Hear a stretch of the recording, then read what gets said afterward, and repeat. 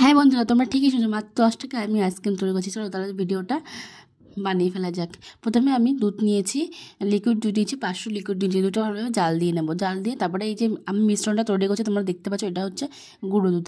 এই গুঁড়ো দুধ কিছুটা নিয়ে আর কিছুটা দুধ নিয়ে মিশ্রণটা তৈরি করেছি। তারপরে ওটা ওই মিশ্রণটা দিয়ে দেবো, দুধের মধ্যে ঢেলে দিয়ে তারপরে পরিমাণ মতো চিনি দেবো। চিনি দিয়ে তারপরে কিছুক্ষণ নাড়িয়ে তারপরে চকলেটটা মেল্ট করে নেবো। চকলেটটা মেল্ট করে তারপরে যখন মেল্ট হয়ে যাবে তারপরে কাপের মধ্যে দিয়ে দেবো। কাপের মধ্যে এভাবে হাত দিয়ে লাগিয়ে দেবো।